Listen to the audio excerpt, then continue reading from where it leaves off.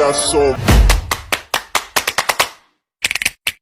motherfucking design on right now. Bring it down, bring it down, bring it down. I got 3 old guys on the block.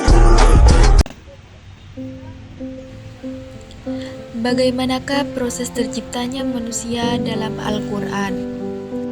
Manusia diciptakan lewat percampuran sel sperma dan sel telur dari sepasang suami istri. Ada juga yang mengatakan bahwa manusia berasal dari saripati tanah liat yang dijelaskan dalam surat Al-Mu'min ayat 12-14. Menurut Ar-Razi dalam tafsirnya tentang Mafatih Al-Ghaib, ada 7 tahapan proses penciptaan manusia dalam rahim. Pertama, Allah menciptakan manusia dalam bentuk saripati tanah yang disebut juga sulala. Kedua, dari saripati tanah atau sulala, Allah jadikan setetes air mani yang menyatu dengan ovum atau nutfah. Ketiga, setelah 40 hari dari fase nutfah, Allah menjadikan segumpal darah atau alaqah. Keempat, pada hari ke-80, Allah jadikan segumpal darah atau alaqah menjadi segumpal daging atau mudghah. Pada fase ini, Allah menjadikannya ada yang sempurna dan ada yang tidak sempurna. Sebagaimana dalam Quran surat Al-Hajj ayat 5, yang artinya, dari segumpal daging yang sempurna, kejadiannya dan yang tidak sempurna.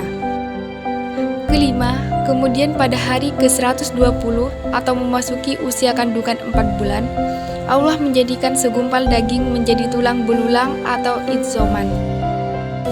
Keenam, kemudian Allah bungkus tulang belulang itu dengan daging yang disebut fase idzoman lahma.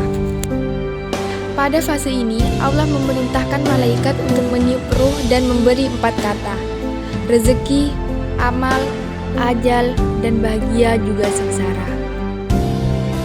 Terakhir, kemudian Allah menjadikan dalam bentuk yang lain yang disebut juga fase Hokar Akhor.